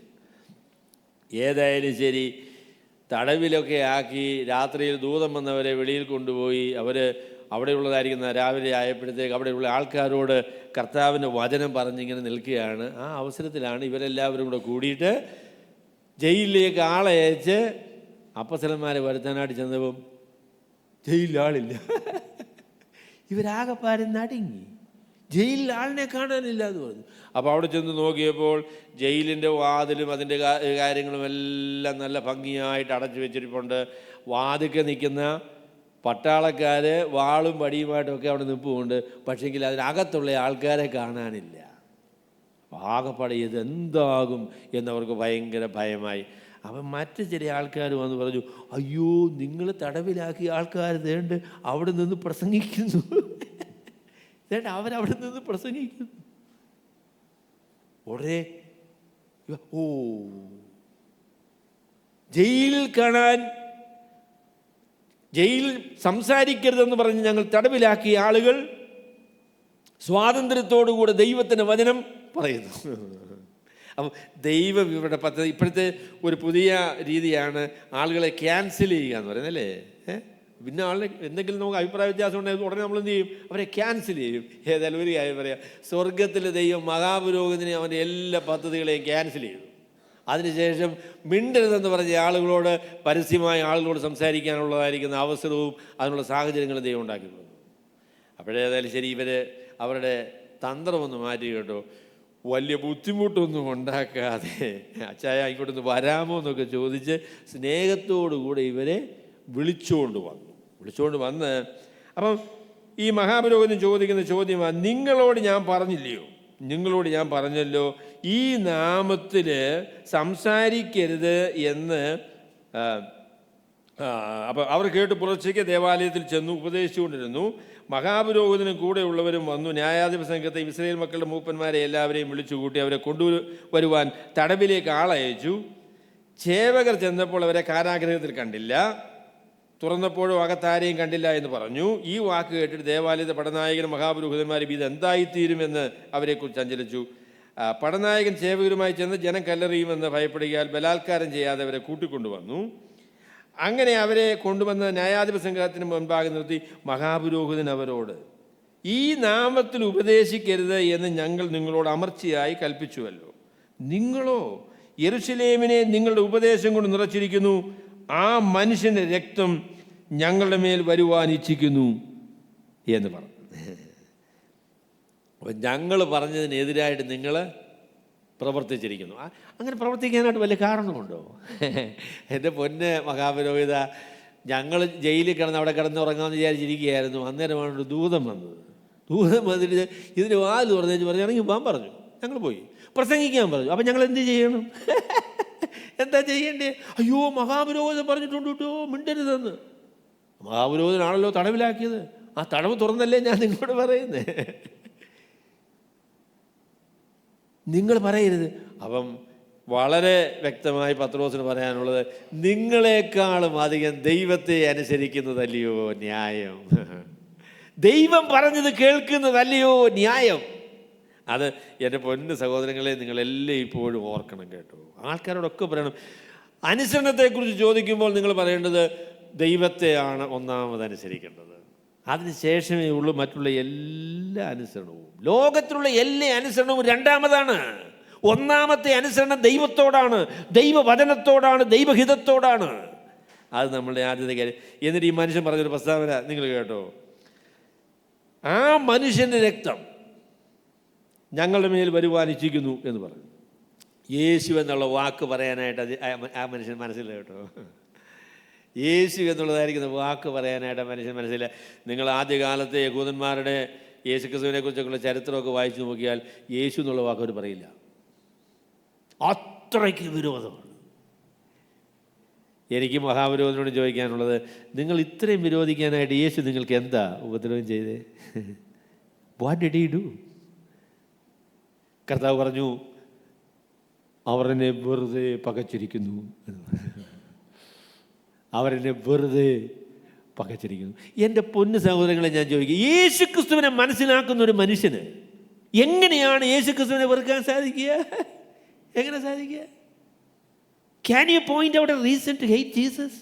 യേശുക്രിസ്തുവിനോട് എനിക്കിതിൽ യോജിപ്പില്ല, കർത്താവ് ചെയ്തത് അന്യായമായി പോയി, ഇങ്ങനെ ചെയ്യാൻ പാടില്ലായിരുന്നു എന്ന് കർത്താവിന് 33 വർഷത്തെ ചരിത്രം നിങ്ങൾ നോക്കിയതിന് ശേഷം നിങ്ങൾ പറയൂ, യേശുക്രിസ്തുവിനെ എനിക്ക് സ്വീകാര്യമല്ല. കാരണം എന്താ? കർത്താവ് ചെയ്ത് ശരിയല്ല എന്ന്. ഒന്നുമില്ലെന്നേ. കുഷ്ഠരോഗിയെ സൗഖ്യമാക്കുന്നത് അന്യായമാണോ? അതോ? പാവപ്പെട്ടവർക്ക് 5 അപ്പം കൊണ്ട് 5000 പേരെ പോഷിപ്പിച്ചത് അത് അന്യായമാണോ? പാപികളായിരിക്കുന്ന മനുഷ്യരോട് അവർ പാപങ്ങൾ ക്ഷമിച്ചു കൊടുത്തത് അന്യായമാണോ? ഒരിക്കലും എഴുന്നേറ്റ് നടന്നിട്ടില്ലാത്ത മനുഷ്യനോട് എഴുന്നേറ്റ് നടക്കാൻ പറഞ്ഞത് അന്യായമാണോ? യേശുക്രിസ്തുവിനെ വെറുക്കാനായിട്ട് യാതൊരു കാരണവും ലോകത്തുള്ള ഒരു മനുഷ്യർക്കുമില്ല കേട്ടോ. മനുഷ്യൻ്റെ ദുഷ്ടതയാണ്, അവൻ്റെ ഹൃദയത്തിൻ്റെ കാഠിന്യമാണ്, അവനെ പൈശാചികമായ നിയന്ത്രണമാണ് യേശുക്രിസ്തുവിനെ വെറുക്കുവാൻ മനുഷ്യരെ നിർബന്ധിക്കുന്നത്. അതല്ല, അല്ലാതെ വേറെ ന്യായമായ ഒരു കാരണവുമില്ല കേട്ടോ. ആ മനുഷ്യൻ്റെ രക്തം ഞങ്ങളുടെ മേൽ വരുത്തുവാൻ ഇച്ഛിക്കുന്നു എന്ന് പറഞ്ഞു. യേശുക്രിസ്തുവിനെ കൊന്നത് അന്യായമാണെന്ന് ബോധ്യപ്പെടുത്താനാണ് നിങ്ങൾ ശ്രമിക്കുന്നത് എന്നാണ് അവർ പറഞ്ഞത്. മഹാപുരോഹിതനോട് പറയാനുള്ളത്, യെസ്, കർത്താവായ യേശുക്രിസ്തുവിനോട് നിങ്ങൾ ചെയ്തതിനേക്കാളും വലിയ അപരാധം ലോകത്തിൻ്റെ ചരിത്രത്തിൽ മനുഷ്യർക്ക് ആർക്കും ചെയ്യാനായിട്ട് സാധിക്കുകയില്ല. പാപരഹിതനായിരിക്കുന്ന ദൈവപുത്രനെ മരക്കുരിശിൽ തറച്ചു കൊന്ന നിങ്ങളുടെ അപരാധത്തെക്കാളും വലിയൊരു അപരാധമില്ല. It is a deadly sin that you have committed. എന്നാൽ അപ്പോസ്തലനായ പത്രോസ് പറയും, നിങ്ങൾ ചെയ്തത് ഭയങ്കര അപരാധമാകട്ടോ, പക്ഷെ അത് ക്ഷമിക്കാനായിട്ട് ദൈവത്തിന് മനസ്സാണെന്ന്. അയ്യോ, എന്തൊരു വലിയ ഹൃദയമാണ് കർത്താവിൻ്റെ ഹൃദയം, എന്തൊരു വലിയ ഹൃദയമാണ് ദൈവത്തിൻ്റെ ഹൃദയം. യേശുക്രിസ്തുവിനെ അനുഗമിക്കുമെന്ന് പറയുന്ന ചില ആളുകൾ നോക്കി ചിരിച്ചില്ല എന്ന് പറഞ്ഞാൽ ക്ഷമിക്കത്തില്ല. അപ്പോൾ എന്താ പണങ്ങിയിരിക്കുന്നത്? അങ്ങോട്ട് പോയപ്പോൾ ചിരിച്ചില്ലല്ലോ, ശരി, എങ്ങനെയാ ക്ഷമിക്കുന്നത്? നോക്കിയപ്പോൾ ചിരിച്ചില്ലല്ലോ. നോക്കിയപ്പോൾ ചിരിക്കാതിരുന്ന് ശരിയായില്ല, അത് വേറെ കാര്യം. എൻ്റെ പൊന്നെ, മനുഷ്യരോട് പിണങ്ങുകയും അവരോട് ക്ഷമിക്കാതിരിക്കുകയും ചെയ്യുന്ന കാരണങ്ങൾ മനുഷ്യർ പറയുന്നത് കേട്ടാൽ നമുക്ക് ചിരി വരും.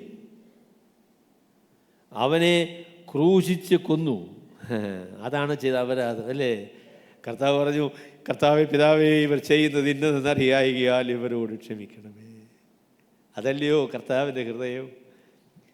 കർത്താവ് നമുക്ക് പാപമോചനവും മനസാന്തരവും സൗജന്യമായി തന്ന് നാം ചെയ്ത എല്ലാ അപരാധങ്ങളെയും നമ്മളോട് ക്ഷമിച്ച് നമ്മെ കഴുകി വെടിപ്പാക്കി ദൈവമക്കളാക്കുവാനായിട്ട് കർത്താവ് തീരുമാനിച്ചിരിക്കുക.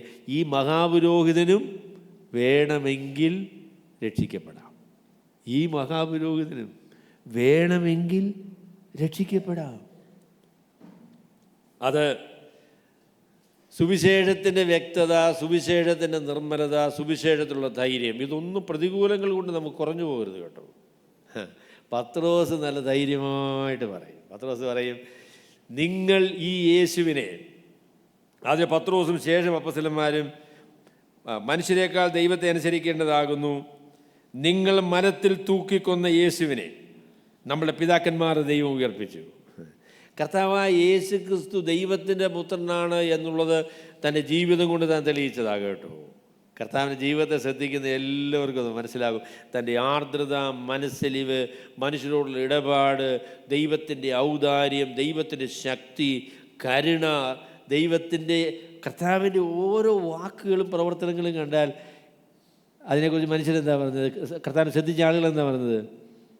കർത്താവിനെ പിടിക്കാനായിട്ട് കുറച്ച് ആൾക്കാരെ അയച്ചു കേട്ടോ. പിടിച്ചോണ്ട് വരണം എന്നാണ് പറഞ്ഞേക്കുന്നത്. അവർ ചെന്നു, പിടിച്ചില്ല, തിരികെ കാലിനെ കിട്ടാതിരിച്ചു. അവർ ചോദിച്ചു, എന്താ കാര്യം? ഈ മനുഷ്യൻ സംസാരിക്കുന്നത് പോലെ ആരും സംസാരിക്കുന്നത് ഞങ്ങൾ കേട്ടിട്ടില്ല എന്ന് പറഞ്ഞു. We have never heard a man speaking like this. ഇതുപോലെ സംസാരിക്കുന്ന ഒരു വ്യക്തിയെ ഞങ്ങൾ കണ്ടിട്ടില്ല. പിന്നെ എങ്ങനെയാണ് അവൻ്റെ മേൽ കൈവയ്ക്കുന്നത് എന്നാണ് അവർ ചോദിച്ചത്. ഇതുപോലെ സ്നേഹിക്കുന്ന ഒരാളിനെ കണ്ടിട്ടില്ല. മഗ്ദലന മറിയവും പിന്നെ പാപിനിയായിരുന്ന ഒരുപാട് മനുഷ്യരും ഒക്കെ മരിച്ചാലും കർത്താവിനെ വിടുകയില്ല എന്ന് പറയാനുള്ള കാരണം എന്താണെന്നറിയാമോ? ആരും ഒരിക്കലും കരുണ കാണിക്കാത്തൊരു ലോകത്തിൽ, പാപിയെന്ന് മുദ്ര കുത്തി എല്ലാവരും പരിഹസിച്ച ഒരു ലോകത്തിൽ ആദ്യമായി കരുണ കണ്ടെത്തിയത് കർത്താവിൻ്റെ പാദപീഠത്തിലാണ്. കർത്താവ് പറഞ്ഞു, ഇതിൻ്റെ പാപങ്ങളെ ക്ഷമിച്ചു തന്നിരിക്കുന്നു എന്ന് പറഞ്ഞു. ആ ആർദ്രത, അത് കർത്താവായ യേശു ക്രിസ്തു ദൈവമാണ്, ദൈവപുത്രനാണ്, മനുഷ്യനായി തീർന്ന ദൈവമാണെന്നുള്ള തെളിവാണ്. എന്നാൽ ഏറ്റവും വലിയ തെളിവ് എന്താണെന്നറിയാമോ? ഏറ്റവും വലിയ തെളിവ് കർത്താവായ യേശു ക്രിസ്തുവിൻ്റെ പുനരുത്ഥാനമാണ്. യേശു ക്രിസ്തുവിനെ കുറിച്ച് മനുഷ്യർ പറഞ്ഞ എല്ലാ കാര്യങ്ങളും, അവൻ്റെ പ്രതിയോഗികൾ കർത്താവിനെ കുറിച്ച് പറഞ്ഞ എല്ലാ കാര്യവും തെറ്റാണ് എന്ന് സ്വർഗത്തിൽ ദൈവം തെളിയിച്ചത് അവനെ മരിച്ചവിടയിൽ നിന്ന് അവൻ 3-ാം നാൾ ഉയർത്തെഴുന്നേൽപ്പിച്ചു എന്ന് പറയുന്ന കാര്യമാണ്. അപ്പം അതാണ് ഈ അപ്പസ്തല പ്രവൃത്തികളിൽ ഏറ്റവും പ്രധാനപ്പെട്ട സന്ദേശം. അതാ കേട്ടോ, മഹാപുരോഹിതനോട് കൂടെയുള്ള ആൾക്കാരോടൊക്കെ പറയും, ബട്ട് ഹീ ഈസ് റൈസ്ഡ്, മരിച്ചവരുടെ ഇടയിൽ നിന്ന് അവൻ ഉയർത്തെഴുന്നേറ്റിരിക്കുന്നു. ഞാനൊരു കാര്യം ചോദിക്കാം, ലോകത്തിൽ എത്ര മനുഷ്യർ മരിച്ചതിന് ശേഷം പിന്നെ മരിക്കാതെ വേണം ഉയർത്തെഴുന്നേറ്റിട്ടുണ്ട്? കർത്താവ് കുറച്ച് കാലത്തേക്ക് ജീവൻ കൊടുത്ത് കുറച്ച് പേരൊക്കെയുണ്ടല്ലേ. നമ്മുടെ ലാസറുണ്ട്, യായിറോസിൻ്റെ മകളുണ്ട്, കുറച്ച് നാളത്തേക്കൊക്കെ ജീവിച്ചു, പിന്നെ അവർ മരിച്ചു. ലാസറിന് 2 ശവമടക്ക് കിട്ടി, 2 പ്രാവശ്യം ശവമടക്ക്. 2 പ്രാവശ്യം മനുഷ്യർ ലാസർ നല്ലയാളാന്ന് പറഞ്ഞു കേട്ടോ. അപ്പോൾ ആളുകൾ നല്ലയാളാന്ന് പറയുന്നത് എപ്പോഴാണ്? നമ്മൾ ചാകുമ്പോഴല്ലേ. ചാകുന്നതിന് മുമ്പേ പറയത്തില്ല, ഒരു മനുഷ്യൻ പറയുകയില്ല. ഇവൻ ചാകുന്നതിന് മുമ്പേ പറയാനൊക്കത്തില്ല. ലാസർ നല്ല മനുഷ്യനാണെന്ന് ചത്തപ്പോൾ പറഞ്ഞു, 2 പ്രാവശ്യം പറയേണ്ടി വന്നു. കാര്യം പുള്ളി 2 പ്രാവശ്യം മരിച്ചു, 2 പ്രാവശ്യം അടക്കി. കർത്താവായ യേശു ക്രിസ്തു ഒരിക്കലേ മരിച്ചുള്ളൂ കേട്ടോ. അവനിനി ഒരിക്കലും മരിക്കുകയില്ല. അങ്ങനെ ഒരു സംഭവം ലോകത്തിൻ്റെ ചരിത്രത്തിൽ ഒരിക്കൽ മാത്രമേ ഉണ്ടായിട്ടുള്ളൂ. അതുകൊണ്ട് കർത്താവായ യേശു ക്രിസ്തു എന്ന് പറയുന്ന ആയിരങ്ങൾ ഒരുവനല്ല, ഗുരുക്കന്മാരിൽ ഒരുവനുമല്ല. He is unique and absolutely distinct. കർത്താവായ യേശു ക്രിസ്തു നിസ്തുല്യനും മറ്റാർക്കും തുലനപ്പെടുത്തുവാൻ കഴിയാത്തവനുമായിരിക്കുന്ന ദൈവത്തിൻ്റെ പുത്രനാണ്. അവൻ മരണത്തെ പരാജയപ്പെടുത്തിയ ഏക വ്യക്തിയാണ്. അതാണ് യേശു ക്രിസ്തുവിൻ്റെ പ്രത്യേകത. So don't count Jesus with other people, because he is not like them. He is absolutely unique because he rose from the dead on the 3rd day. 3-ാം നാളിൽ മരണത്തെ പരാജയപ്പെടുത്തി ഉയർത്തെഴുന്നേറ്റ കർത്താവ്. അപ്പോൾ ഈ സന്ദേശം എത്ര വില കൊടുത്തും യാതൊരു മാലിന്യവും ഇല്ലാതെ നമുക്ക് പ്രഘോഷിക്കണം കേട്ടോ. പ്രതികൂലങ്ങളും പ്രയാസങ്ങളും ഒക്കെ ദൈവത്തിൻ്റെ ഹിതപ്രകാരം നമ്മൾ സഹിക്കാനാണ് മനസ്സ് വെച്ചാൽ ദൈവത്തിൻ്റെ അത്ഭുതകരമായ കരം കാണുവാൻ നമുക്ക് സാധിക്കും. God will show his hand in the midst of our persecution. നമ്മുടെ പ്രതികൂലങ്ങളുടെ നടുവിൽ ദൈവത്തിൻ്റെ കരം ദൈവം വെളിപ്പെടുത്തും. അതുകൊണ്ട് നമ്മുടെ സമർപ്പണവും ഇടരുത്, നമ്മുടെ സന്ദേശവും നമ്മൾ ഉപേക്ഷിക്കരുത്. കർത്താവിന് വേണ്ടി ധൈര്യത്തോടെ നിൽക്കുവാൻ ദൈവം നമ്മളെ സഹായിക്കട്ടെ. ദൈവത്തിൻ്റെ ജനത്തിൻ്റെ അനുഗ്രഹം ദൈവത്തിൻ്റെ സാന്നിധ്യമാണ്. നമ്മുടെ പ്രതികൂലങ്ങൾ, നമ്മുടെ ധൈര്യം, ദൈവം നമ്മളെ വിടുവിക്കും എന്നുള്ളതാണ്. ദൈവത്തിൻ്റെ ഹിതപ്രകാരം ജീവിക്കുന്ന മനുഷ്യന് ദൈവത്തിൻ്റെ സംരക്ഷണവും ദൈവത്തിൻ്റെ പരിപാലനവും ഉണ്ട്. നമ്മളെ എല്ലാവരെയും ദൈവം ധാരാളമായിട്ട് അനുഗ്രഹിക്കുമാറാകട്ടെ.